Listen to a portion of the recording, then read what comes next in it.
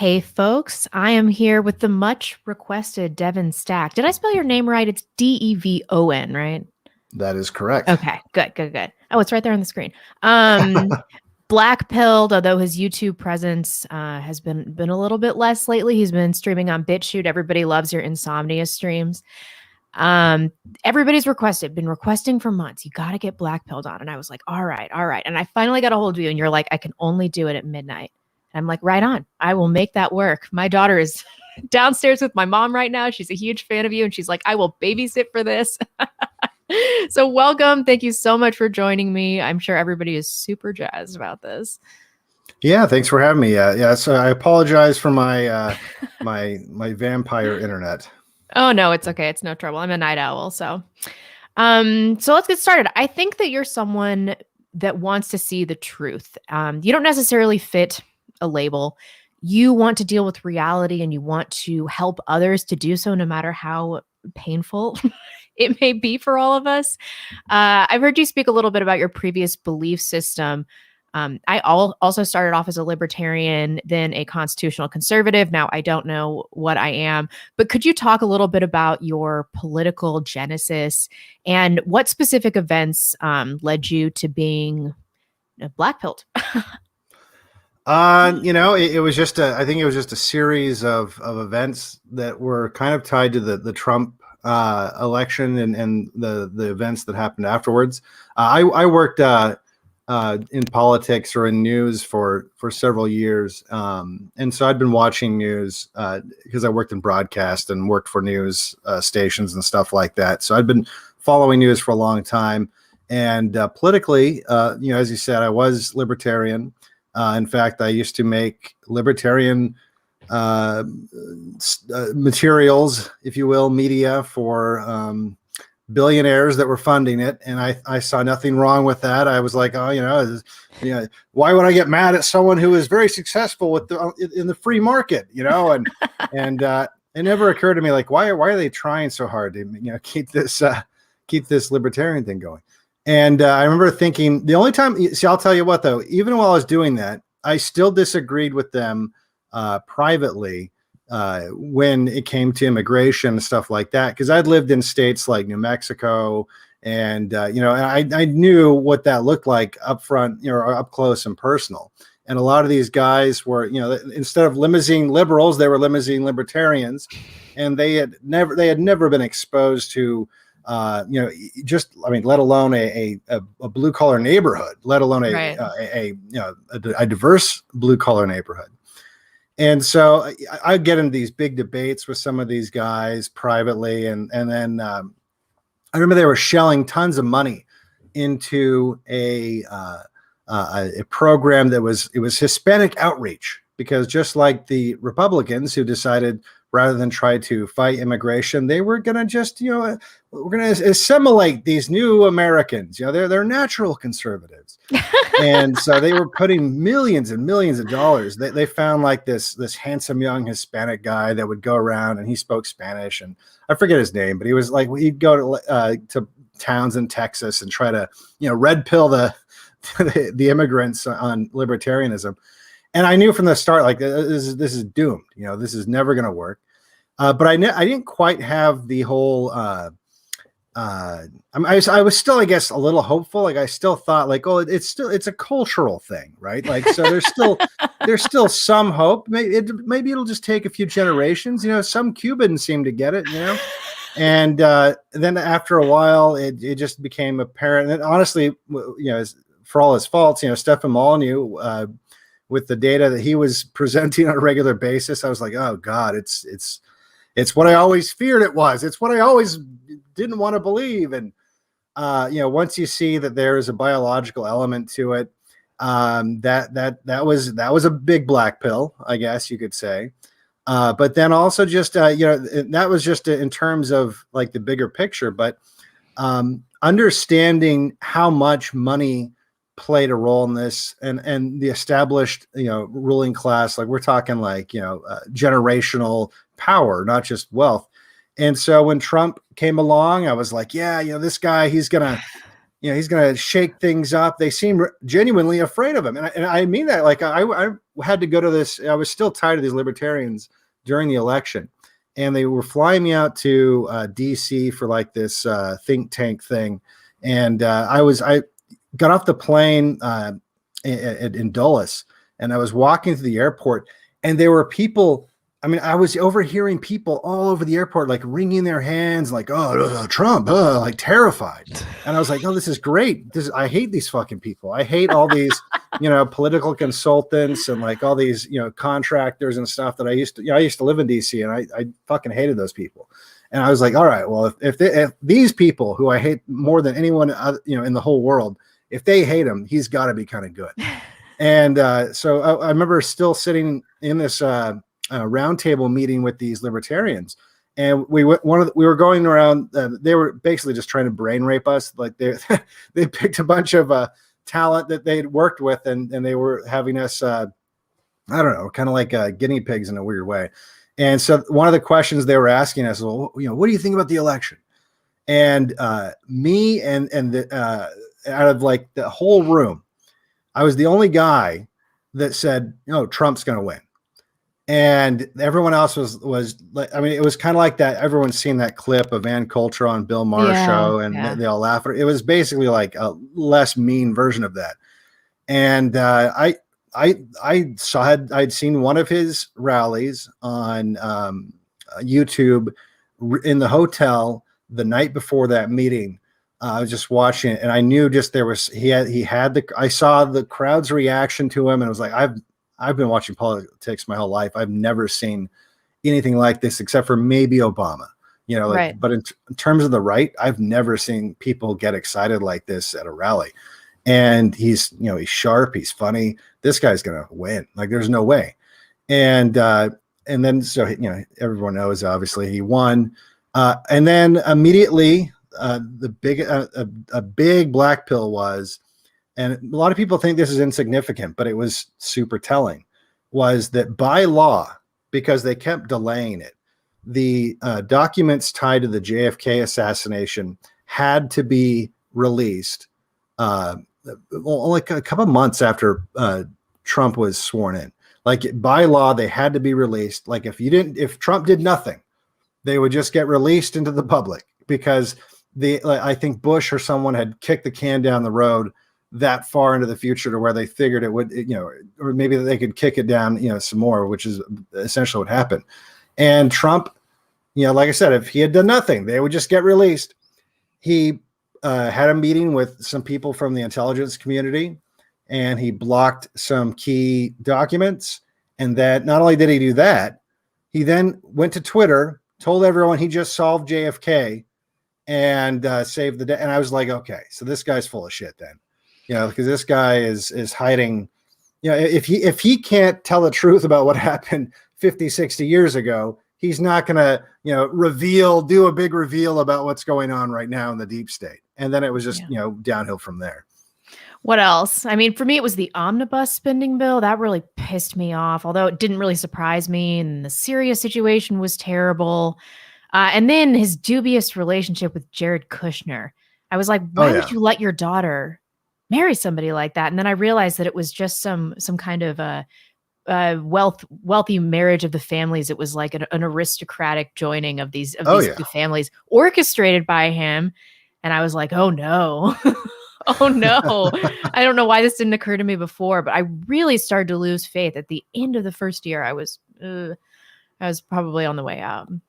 Yeah, well, and just the fact that like immediately after the election, this was another black pill. I was hoping it was all just for show, but like when he was telling everyone how great the Clintons were, there's that like literally the day of the inauguration, he's in that dining hall. He's like, why don't you guys stand up? Let's everyone clap. And I was like, I hope he's just doing this to like fuck with them. And then of course, he openly said, "Oh, we don't care about prosecuting her." That was before the election. No, we don't care so much. And so it was just like everything that I want, because I didn't really, honestly, I figured in terms of policy, we never get what we want anyway, right? Like that's a lost cause. That we're always going to get whatever the establishment wants. But I was just hoping that maybe we'd at least be able to lock up some of these people. Not even just the Clintons, just like, well, I mean, just Hunter Biden, the fact that Giuliani, who, look, he's a dirty guy too, but the fact that he's getting raided by the FBI and Roger Stone is getting raided by the FBI, and I thought something at least would happen to Peter Strzok. Anybody, I know. Anybody at all. Yeah. I really had high hopes that something was going to happen, but it just took me about a year to realize that Trump is basically cut from the same cloth, and he lacks moral fiber, which I think we probably should have realized, but we were so caught up in this, poning the left. Right. And the media. Yeah. Well, and like the whole thing was like, I remember people saying that, well, we never said he was perfect. He's a flawed character, it's like, yeah, but maybe that's what's the problem is we keep going for people with flawed characters. Yeah. Yeah. How about somebody of high moral value, high character? We haven't tried that one yet. So I think it's important that no matter the course of their political transformation, that the ultimate conclusion that people must come to is that we can't use the system to change the system. And this is why you're so great, why Legal Man is so great.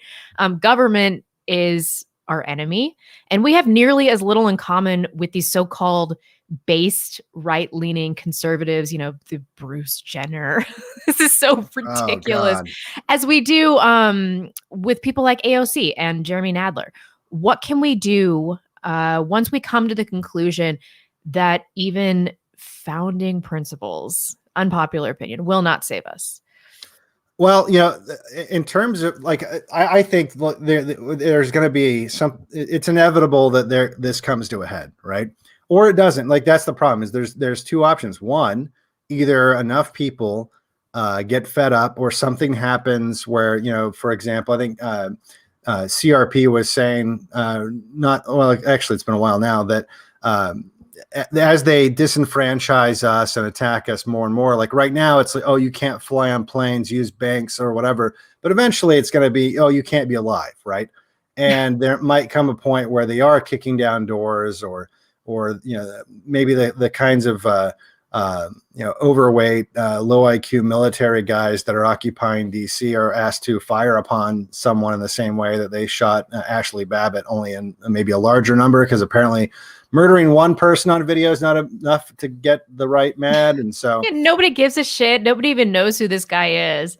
Right. No, and no one's trying to find out. And so it's like, that's why I think there's the other option, where it just gets really shitty and slowly shitty and turns into Brazil.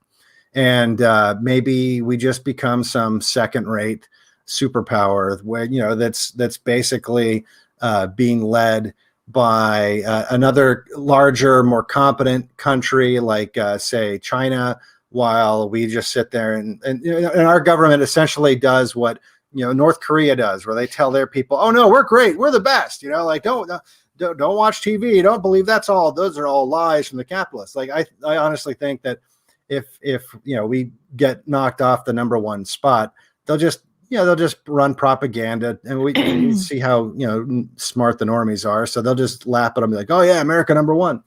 And things will just get shittier. The economy will get worse. It'll just be crap. And so it's like, either scenario though, it's you don't want to live in the cities, and you don't want to live off of the system that's collapsing, because either it's going to collapse really epically in a way that you're going to get hit by falling debris, or it's going to just become decrepit and awful to live in. So my suggestion to people is look, try to, and plus we've all seen, apparently not even national elections don't even matter at this point, right?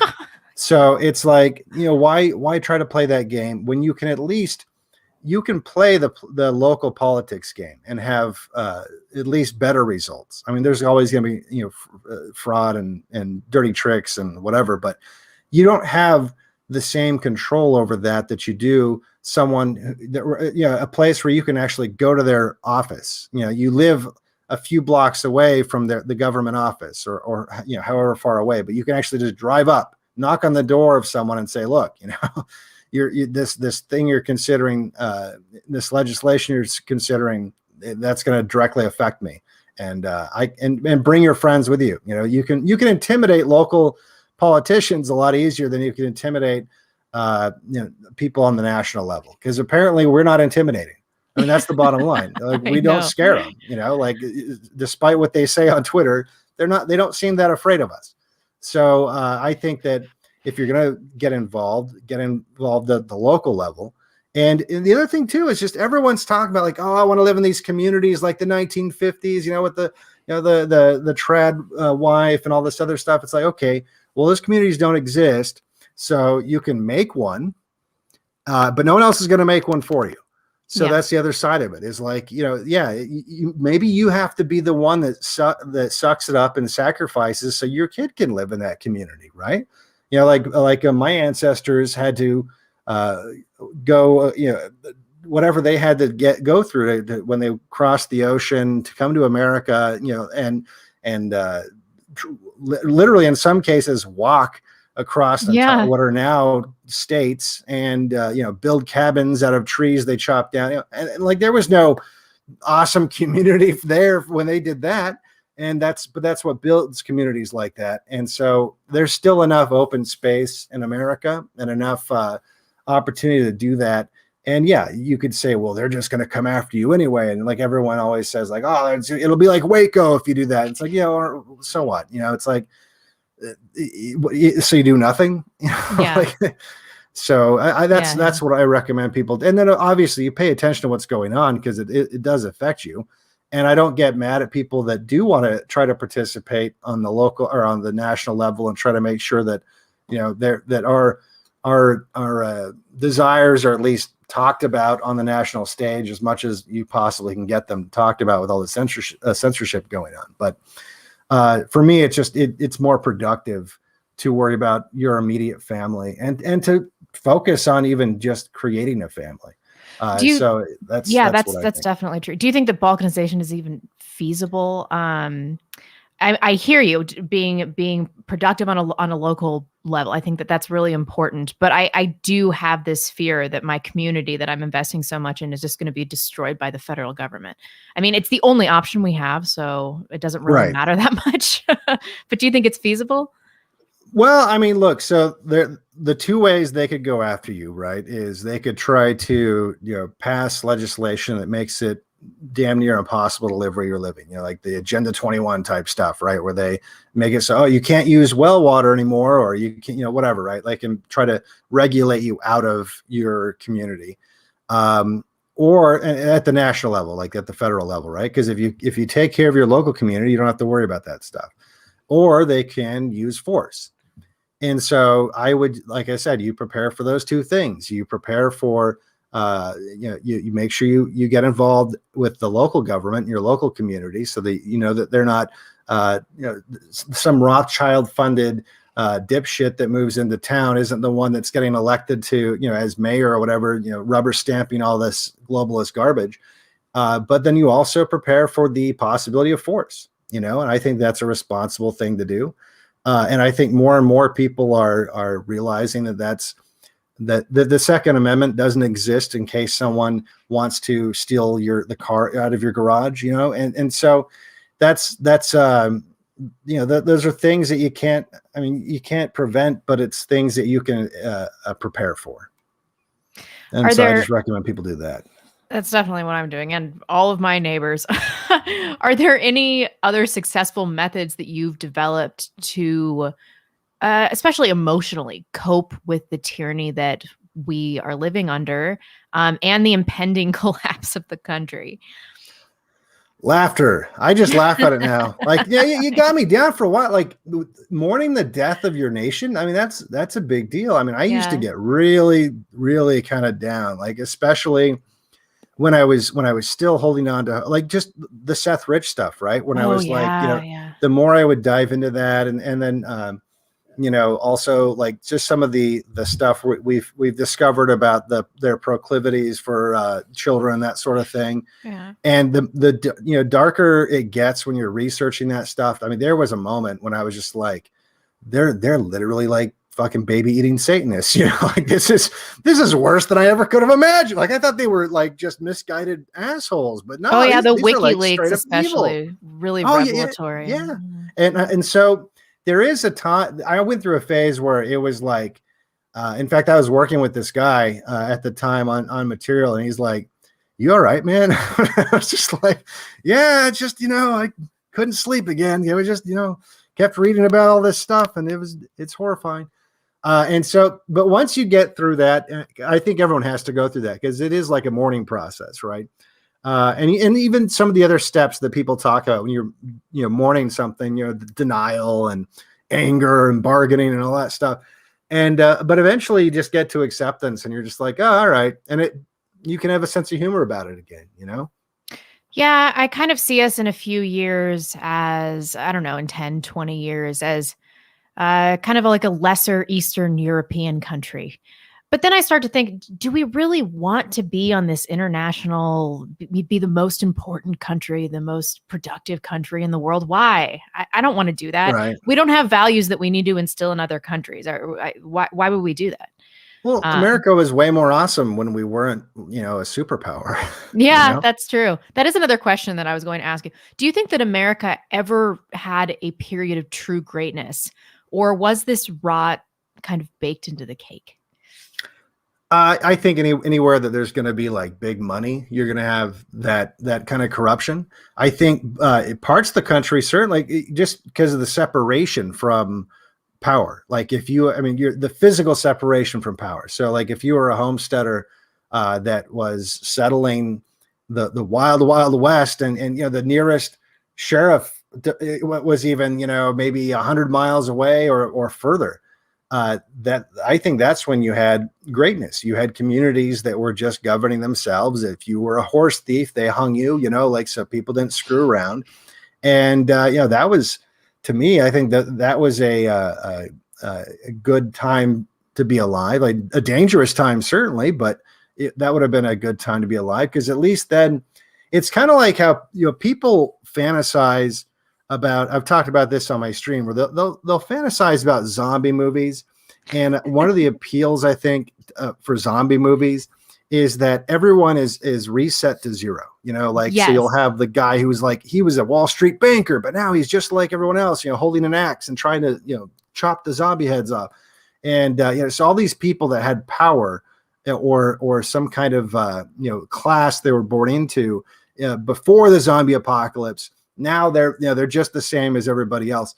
And I kind of feel like that's how it would have been, right? Because it kind of was like you had people that came from wealth that came to America to get like their homestead, like obviously it's fictional, but like kind of like in the movie Far and Away, right? Like Nicole Kidman's family's all rich, and they go, oh, we're gonna go go to America and find our homestead, and the poor Tom Cruise character that's he's just like a farm boy. He's there for the same reason, and so it kind of, things are power was kind of equalized to some extent, and I think that's really an appealing thing when you have the kind of lopsided power structure we've got now, where like so much money and power is concentrated in such a small, tiny part of the population. And so anything that it can avoid that. And look, if we weren't a world superpower, a lot of those one percenters, why would they want to set up shop here? Wouldn't they want to go to wherever the new power center is? Right. So it should be something of relief, I think. Right. Well, I mean, think of all these like third world countries. I mean, if the demographics were different, I'd probably want to move to one of them, because there's no one trying to subvert them, to use them as their own private army or whatever. Right. They're just some shitty, third world country somewhere. The only reason I don't want to go there is is because of why it's shitty. Exactly. Yeah. Because there's a biological element in that too. So it's kind of like, if it was just, we're just some poor, crappy country where there's enough of a frontier, which America's so big that there will be, at least for our lifetimes, you can go out and carve out a space and start a community and be relatively left alone by the government. And so Yeah, and if you're not, like, what are you going to do? I mean, you can sit there and worry about it, or you can prepare for what you think might happen and hope it doesn't.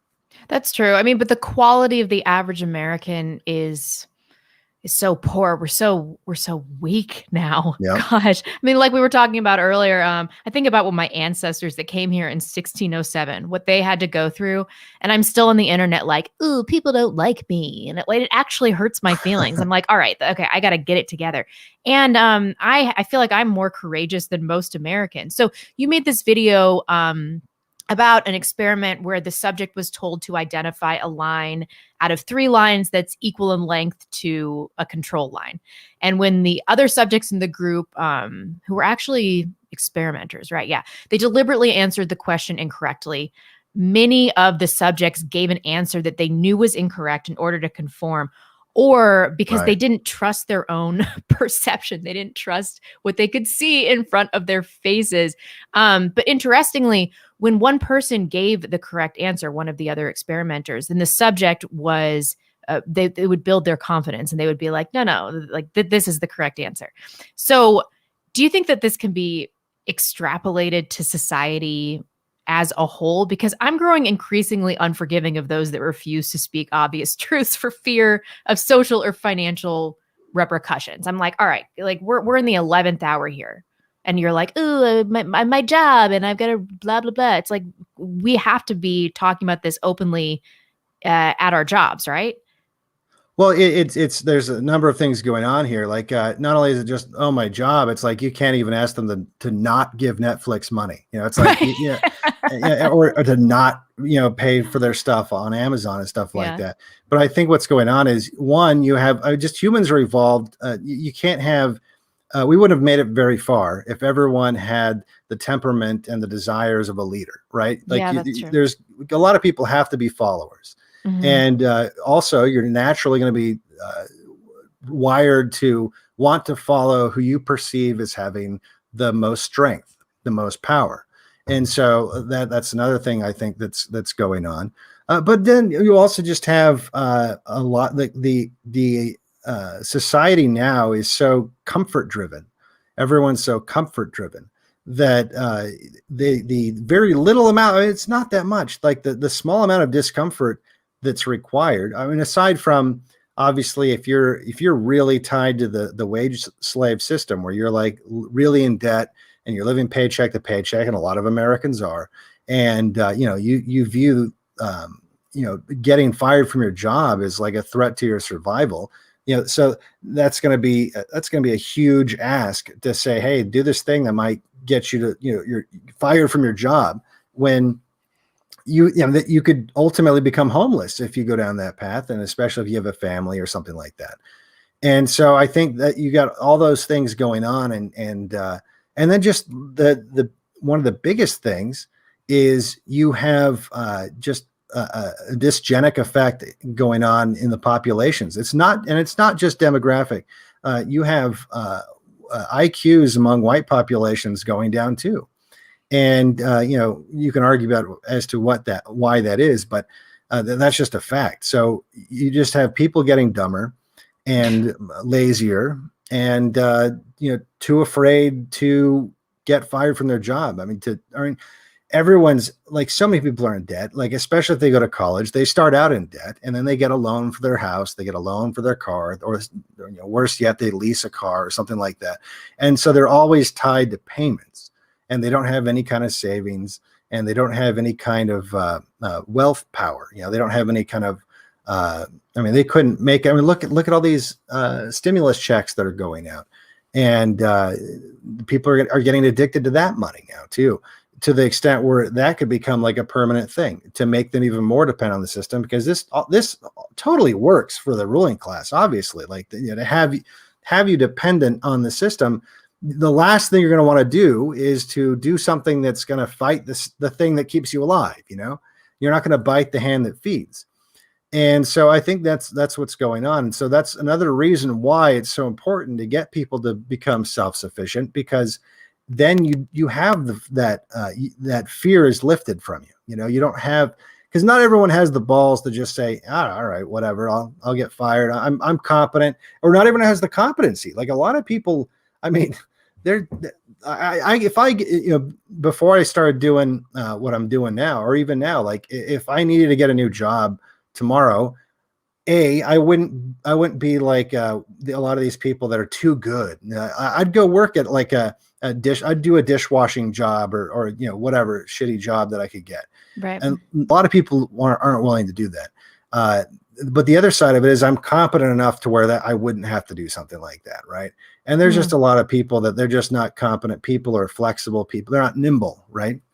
And so I think that's part of it too. So I think promoting people, getting them to have skills, to have confidence, and to peel away any kind of tentacles that the globalists have on them is a good thing to focus on, because you're never going to get to people as long as they are reliant on the system just for basic survival. I mean, you're fighting basic instincts at that point.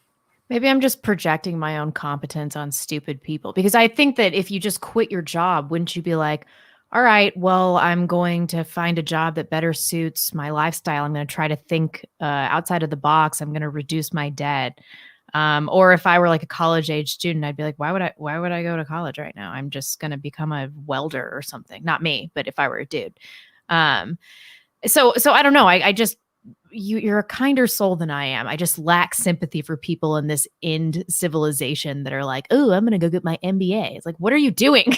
Like, what are you doing?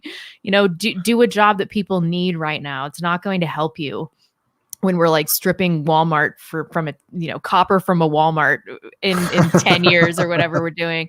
Nobody's going to give a shit that you have your MBA. Like we need to be thinking bigger. So I don't know. You're probably right though. That's a scary thing to do if you have kids, especially, to be like, all right, I'm just gonna quit my job. But outside of inspiring people by destroying our own lives by saying whatever we want on the internet, is there anything that can be done to rouse their courage, or is it just part of the American or Western spirit that's dead? Well, you got to remember too, a lot of the reason.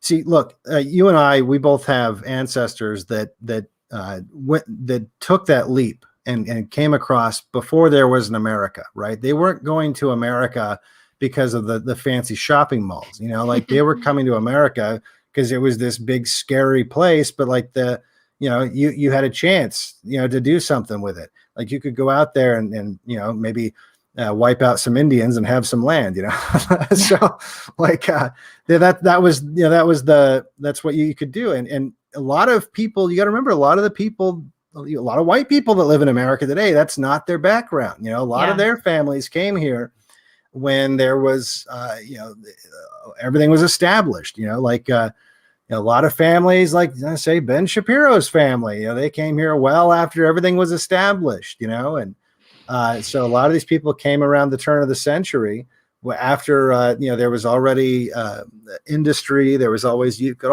already be comfortable. And a lot of times they came with money, they came here. And so they don't have I think unfortunately, a lot of founding stock Americans, we project, speaking of, you're talking about projecting qualities on people. We project this, what we feel is, this is the American way. This is the American spirit.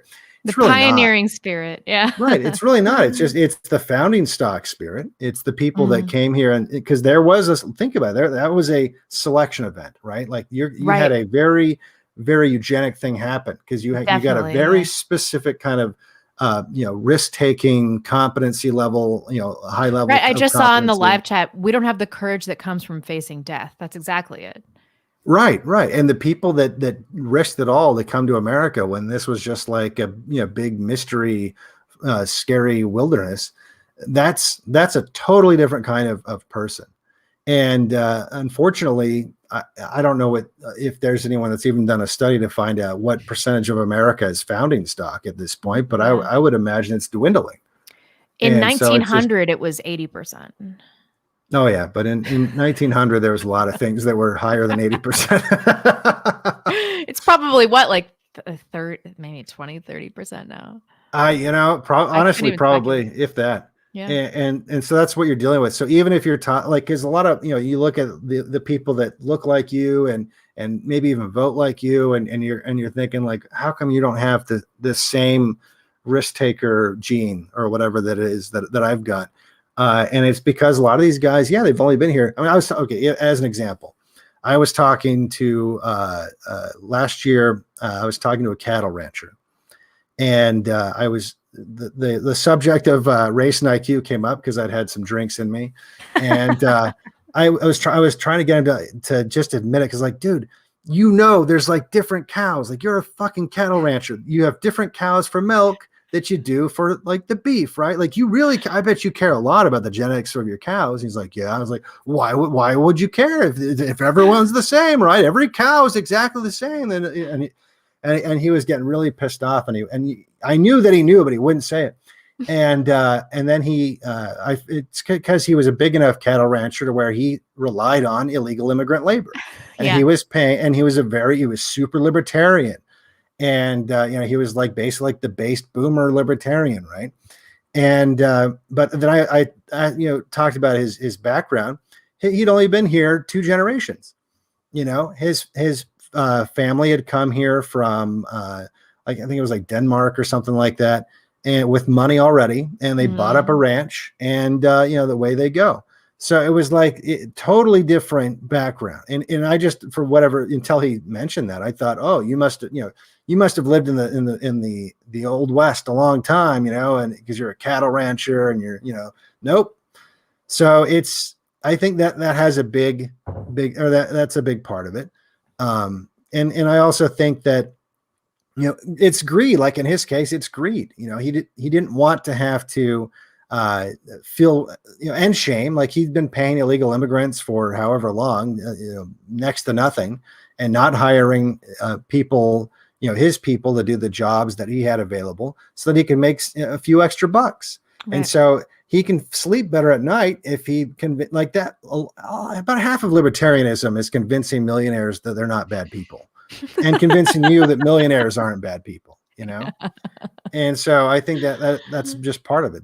And so they're willing to let the ship, I think that some libertarians, they're just having to face reality a little more these days, just because of how bad it's gotten. But I mean, that's a lot of money went into brainwashing the conservative right into being libertarian right, for the last 20, 30 years. I mean, that's because it was like you can have your cake and eat it too kind of a thing for the ruling class. It's like, okay, well, we can have this free market stuff, but you also have to be accepting of trans and gay and all this other stuff, because, what people do in the private, it's freedom. You Americans, we like freedom, So it's a big thing to overcome too. Just the fact that there is an education problem with some of this stuff too. I think that and they know that. That's why they banned everyone off of YouTube and all these and Twitter and stuff like that. And they try to get rid of these conversations, because if allowed to compete with their arguments, our arguments always win. And so they have to shut it down. Right. I mean, can you think of anything that's more influential than, like, on Gen Z than 4chan? Right. Like, what are they going to do when these opinions get out? I mean, you talk about this a little bit on your channel too, but once you start down this rabbit hole, the left is right about this. We do have kind of a series of radicals. It's not radicalization, but that's what they think it is, where you start off with Tim Pool, and then in 6 months you're reading the Daily Stormer every day. And that's just how it goes. And I think it's because you just get deeper in these ideas, and there's nothing stopping you from taking on this deluge of truth. And I don't see a lot of people that are just stopping at Tim Pool. People keep going. I hope so. Because I mean, the reason I wonder if that's true is you look at Tim Pool's audience, right? And it's huge. And a lot of these guys, I mean, look, not everyone's audience is huge, and a lot of them are inflated, right? So like the people that, like the Ben Shapiro's of the world who get funding from billionaires to steer people away from more radical ideas. I think a lot of their numbers are inflated, but they're if you add them all up and you add, the Jordan Petersons of the world and stuff like that, they're or Joe Rogan, they're reaching way more people than we. Oh yeah. Now, now this would all change if we were allowed to be like, if there weren't algorithmic obstacles and there weren't a tribe of people that didn't like us and used all of their influence and reach to shut us up. If you didn't have that kind of stuff going on, then who knows, right? But we do have all that stuff going on, and it's effective. If it wasn't effective, they wouldn't do it. And so it's kind of like, well, we'll reach some people, and we can work with what we got. But there's never going to be like this. I don't think, at least. I mean, I hope I'm wrong, but I don't think there's going to be like this moment where the dam breaks and all the MAGA boomers figure it out. I just think that the status quo works for so many people, big and small, that they're just willing to. I mean, so many people are happy with their wage slave job. Like they're content. They're content with it. They get enough entertainment and calories and well, now they're legalizing weed everywhere, so they can just get high and eat Cheetos and play video games, and they're good to go. And as soon as they get the sex robots out there, hey, everyone's set. And so it's like, I don't see this moment where the average person is going to like get mad. The only way that would happen is if these resources dried up, because say what you want about the ruling class, one thing they've been good at is making sure that everyone's just happy enough to not freak out. And that's what it would take, is you'd have to have a loss of infrastructure. I mean, just as an example, we have the pipeline thing going on right now, and they're running out of gas. Look how quickly people are like spurging out, like, oh my God, I went to like 4 different gas stations, because that's all it takes, right? Yeah. Just enough inconvenience to where like their day gets a little fucked up. And but the machine is so streamlined right now that what it would take a lot to really interrupt these I don't know, like these the table scraps that they throw on the floor for the dogs. It would take a lot to interrupt the flow of that in a significant enough way to where the average normie Republican or normie right winger is like, okay, well, now I'm actually mad enough to do something. Yeah, I mean, maybe retracting all the bread and circuses might be effective. I'm seeing people get so pissed about this Black Lives Matter initiative in the NFL or whatever the fuck. I'm like, why are you watching sports? Like, Right. Why are you even bothering engaging in this? And so I think that when we see stuff like this, it's getting to people that really enjoy engaging in these pastimes and the escapism of it, because they're like, the one thing that I had left that I could escape into is now fully political. So maybe it would just take that, but I think you're probably right. It's going to take some kind of catastrophic event. Right. I mean, and it could I be can't from even an watch outside movies source anymore. even. Yeah. I did want to talk a little bit about your movie reviews, because it's been some of your most influential content for me. Your video on American Beauty was fantastic. I think it's one of your finest videos. And every time I watch one of your reviews, I realize that even now, I don't pick up on all the propaganda that's being spewed at me, which makes me really disappointed in myself. Some stuff really does still get in there. So aside from just being discerning about the nature of the content we consume, what can we do to recognize propaganda that's just around us, not necessarily only in film?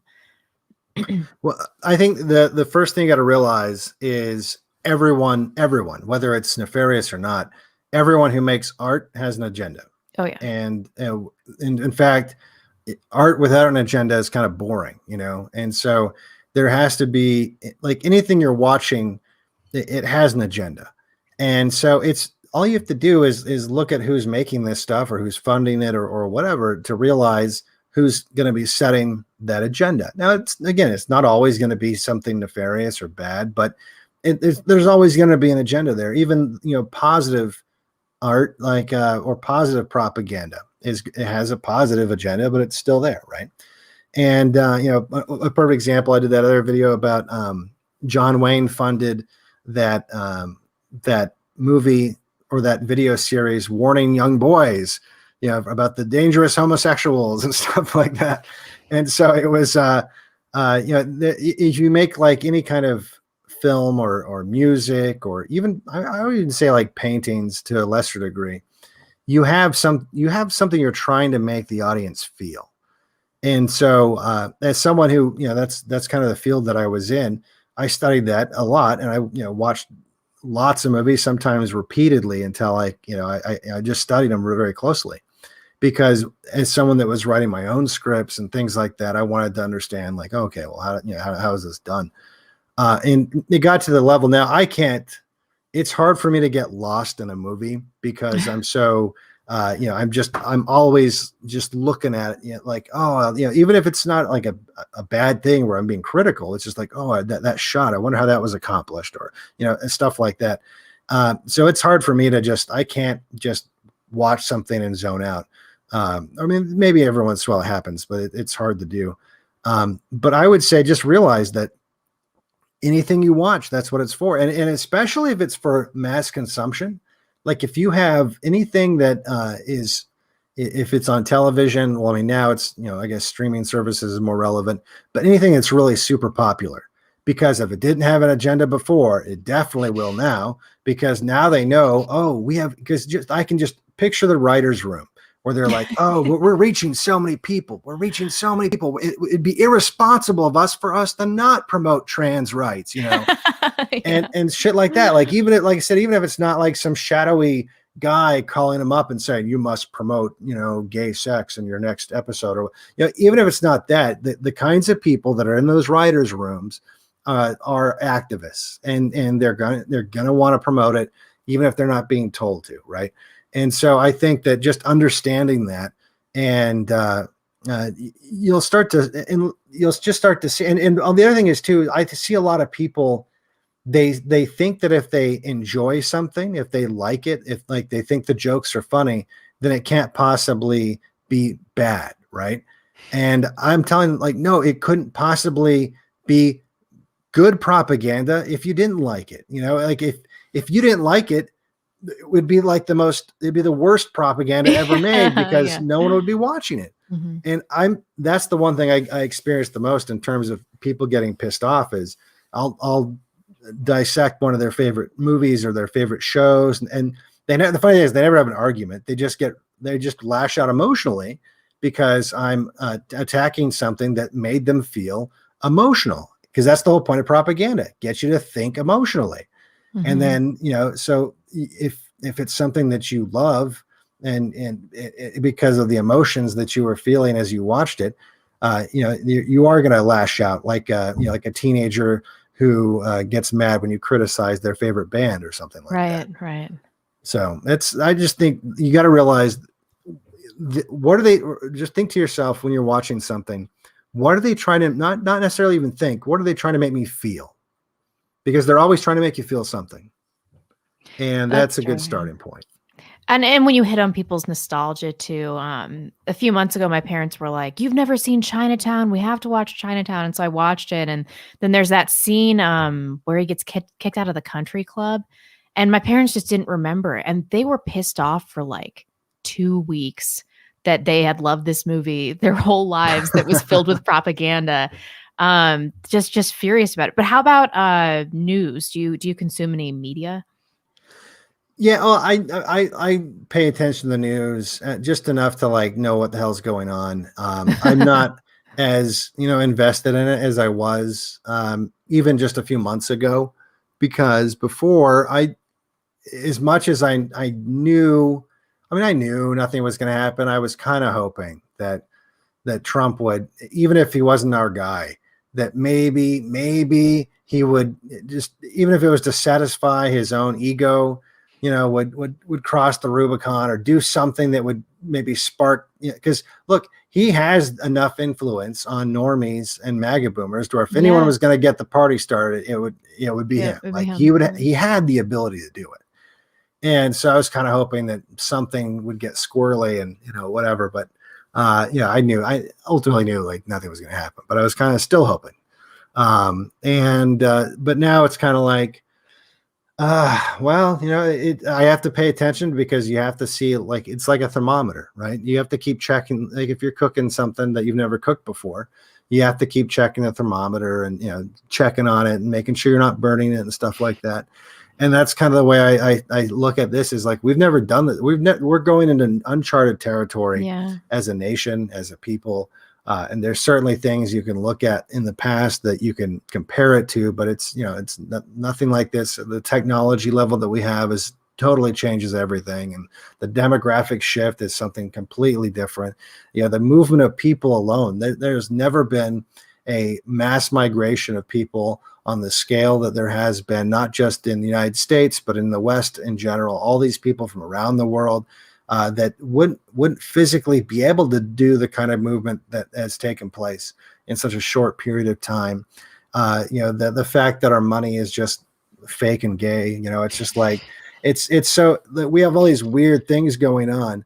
And so you have to watch the news enough to see what's going on, because I've talked about, like, how as we circled the drain, the closer you get to the drain, the faster you spin, until one day you just get, sucked in. And so it's good to know, kind of, all right, well, how fast are we spinning? How fast is the merry-go-round going around now? And so it's because there is going to be, I think, a level of entropy to all this. At a certain point, things are going to fly apart. And so you gotta keep an eye on stuff. I mean, there's certain things that have happened just in the last, 2020. That was crazy year, right? But it seemed like a crazy year. 2021 will, I'm sure, be even crazier, right? And so it's just keeping an eye on things like that, because you need to be prepared for what could happen. And it'd be way better to have a jump on people. Like, if that something's bad going to happen, and you could, like, I remember when the COVID stuff, right? Like, I didn't know if it was real or not. I just knew, like, oh, this is a big deal. One way or the other, either this is real or it's not.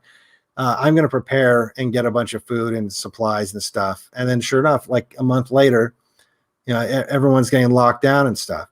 But so if you pay more attention than the normies who are stuffing their face with Cheetos and vape pens and whatever, and playing video games, you're going to be more prepared than they are when resources get scarce, and like whether it's gas on the East Coast. I could have told people, like, as soon as I read that story on my stream Saturday, I was like thinking to myself, yeah, if I lived out there, I'd be filling up every container I had full of gas. Yeah. And now they're running out. And so if you had done that, like, on Friday or Saturday when this first happened, because you were paying attention, you'd be good to go. Now there's people that potentially can't make it to work, because they won't be able to get gas. So just things like that. There's a practical reason to pay attention to this stuff, and not have your head in the sand. But there's, it's I don't pay attention because I feel like really we have a whole lot of control over it at this point. It's just more just like, I got to see where we're going. Yeah, I agree. Did you ever, I know you've got some opinions on Tucker Carlson. I want to talk about that. But did you ever really love him? No, I never loved him because he's on TV. So if you're a guy, and I always knew his background, right? I've been aware of him for years and years. It's not like he's came out of nowhere. And he was always kind of like this douchey rich guy. And I honestly, I just don't trust people that come from that level of money, even if they appear to be on my side. I can never trust them fully, because we have like, our life experience is totally different. Yeah. We have, oh, that's weird. one of my security cameras just started talking. So you are ready. That's fine. So no, like the as far as Tucker goes, like, oh my God, it could be any louder. As far as Tucker goes, it's, even if he's not, I mean, his background, just for people that don't know, his dad was CIA. His mom's family is the Swanson, Swanson frozen food. He's the heir. Him and his brother, they're the heirs to that fortune. We're talking like, I didn't know that. Yeah, we're talking like millions and millions of dollars. But didn't his mom abandon the family? That part I don't know, but I do know that they got all that they have that fortune. In fact, there was when I was doing research on him, I found this story about how his brother and he had some land that they had forgotten about that they had somehow it was wrapped up in all this fortune that was worth like millions and millions of dollars in California. And just the idea that like they forgot about like millions and millions of dollars worth of land in California. And I was just like, what? And then like the CIA dad thing, that's bad. But what's even worse is after Tucker got out of college, he applied for a job at the CIA. And the official story is that he didn't get accepted. Mm-hmm. And then suddenly started doing news jobs immediately after that and worked his way up. And I'm like, okay, well, that's possible, but it's also kind of weird that your dad worked at CIA and here you are, the exact kind of person the CIA hires, like this rich era, to like this fortune whose dad worked there already. Like, and you're not getting the job and you're not dumb. Like, we all know Tucker's a smart guy. So it's a little weird. It's a little weird that, that he would go to the family business and get turned down and then immediately start working in media. But it's possible. I don't know. No, I know you're right, but it still pains me. Yeah. Well, I wanted to trust him, Well, I'm not saying I know one way or the other, but it's just that. No, you're clearly right. He's controlled opposition. Right. Well, and then there's stuff about like just years ago, there was someone that confronted him because he helped torpedo Ron Paul. And they were confronting him about that, and this is on video somewhere. I don't know where it's probably on YouTube somewhere, but he confront some guy, just says like, how come you didn't support Ron Paul and this that, and the other, and he was like, well, I would have, but Ron Paul started supporting these disgusting conspiracy theories about 9/11. And right, yeah, I saw that. And so it's just like he promotes the official line on too many things. And look, we've talked about like all the stuff earlier about how people are afraid of losing their jobs, because you could be, you wouldn't be able to survive. If anyone can stand to lose their job, it's fucking billionaire Tucker Carlson. Yeah. Like, oh no, you get fewer solid gold cars in your fucking garage. Like he can handle getting fired. And in fact, if he got fired and started his own little streaming thing or whatever, he would maybe not reach as many boomers in the nursing homes with the dial glued to Fox News, but so what? Like those people aren't going to do anything for us anyway. And so I don't, that's why I don't like him, I guess is what it boils down to. Do you think he serves any purpose to wake up normies and set them on a path to the reality of our situation? No, because so here's the other thing too, is I'd made fun of him the other night because he was talking about the replacement, and everyone got all excited because he said replacement, and I was like, oh, he's talking about white replacement. Oh my god! And he was getting all super excited, but then he totally zigged instead of zagged and started talking about how it's a voting rights issue, wouldn't bring up anything, and well, he has to say that. Why does he have to say that? Why? Because he'll go broke and his family will lose everything if he gets fired from his shit job at Fox News. No, he has to say that because he's playing the game and he's one of them, and he won't get invited to the fancy parties or maybe, or who knows. Right. But I hear people like I've talked to MAGA boomers on a more regular basis than I would like to, but it's part of my life right now. And, I hear what they say after watching Tucker, and they're not getting through. He's not getting through. See, here's the problem with Tucker is a lot of people are hearing what they want to hear. They're so desperate for anyone on TV to say something even remotely like the truth that just because he's not hitting them in the head, it's relief, it feels nice because it's like, oh God, all right, he's not talking about genociding me as a good thing, so it's I think there's a lot of people that feel that way, but who knows? I could be wrong. I mean, look, maybe he just has some strategy that in my opinion is bad and he's trying to help out his people, but I don't see that. I don't think so. It's always 2 steps forward and 1 step back with him. Like the other day, he had some guy on talk about his daughter's indoctrination with critical race theory in some Miami school. And within 2 seconds of the conversation, he was already talking about how he's like a, second generation Holocaust survivor and all this shit. I'm like, God, yep. God, it just happened so fast. Yep. It's like, are we going to talk about critical race theory in schools or not? Or are you going to have this guy talk about the Holocaust? It's like, and that they rehearse these segments before they just don't let these people go on live and say whatever they want. So they're like, yeah, talk about this Holocaust thing. Right.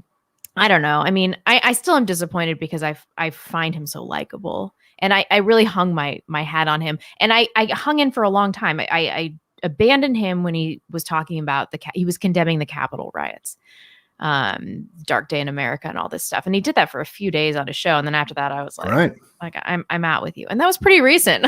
I hung on for a long time.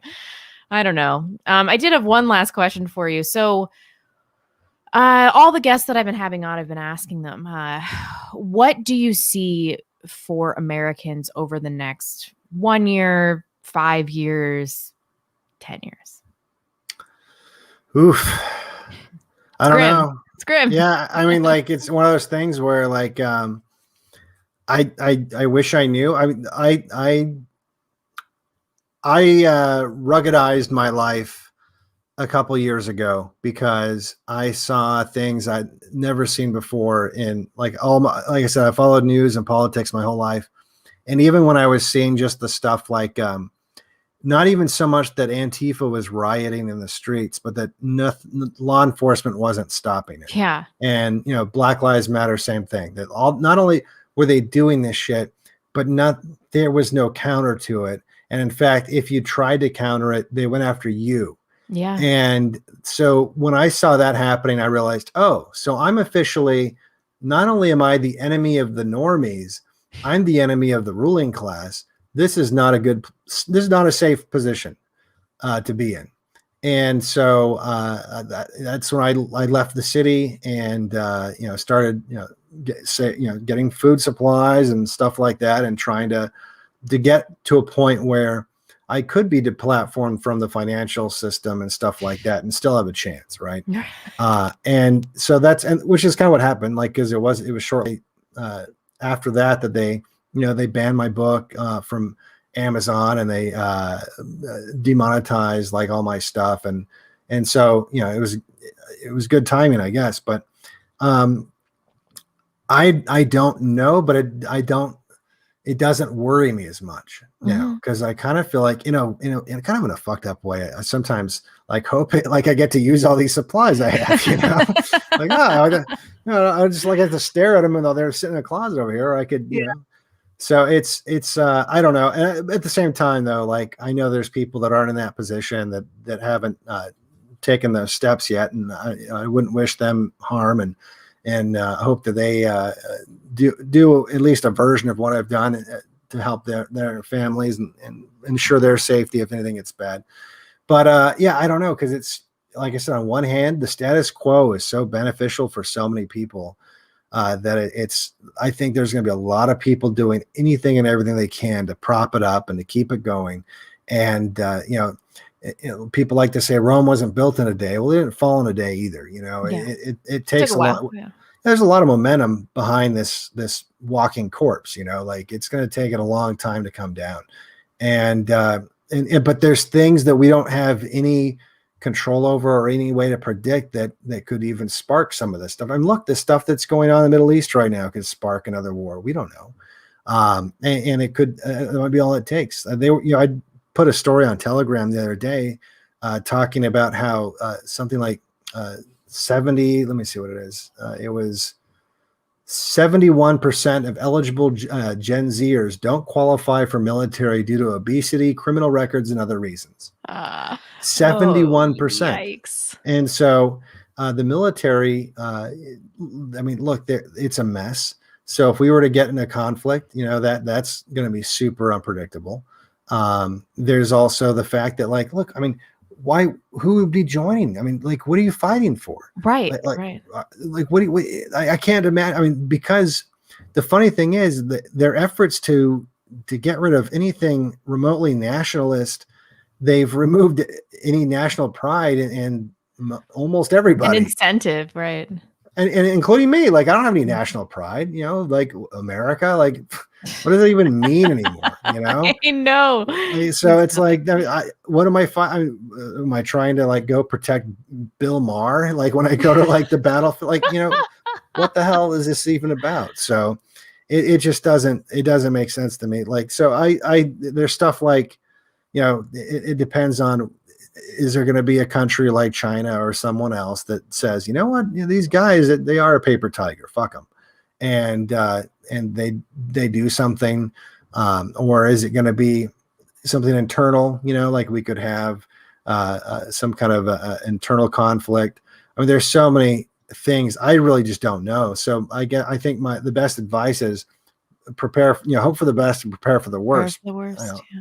So, I mean, that way you don't have to worry about it. I mean, and again, just pay attention and try to read the tea leaves when you can. But I don't know, 5 years, that's such, you know, like I said, if you'd asked me in 2019, if I thought there'd be like lockdowns and mask mandates and all this shit, I would have been like, no. And now that's, not only did that happen, look how quickly they normalized just the idea of that in people's heads.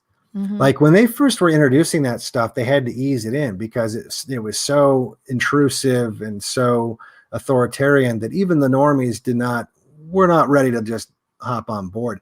And now you literally have, I mean, another article I posted like a couple days ago, or maybe it was like a week ago. There was a story of a trans guy who freaked out and stabbed someone to death for not wearing a mask. And if you think about the levels of normie control that it took for that situation to have happened, to where they created a tranny assassin that would go out and kill people not obeying the ruling class, you know? Yeah. Like that's a level of success in terms of population manipulation that's never been seen before. They were able to get someone that was just born in America to turn to some, you know, tranny enforcer. And so it's I don't know what's around the corner. I even like a lot of the cultural stuff that's happened so fast, you know. Just if you think about in terms of gay marriage, Obama was against gay marriage in 2008 when he ran for president, and that was not that long ago, right? Yeah, and now we have trans kids, so it's kind of like, all right, well, I don't know what's next. I know what's next. I just don't know how.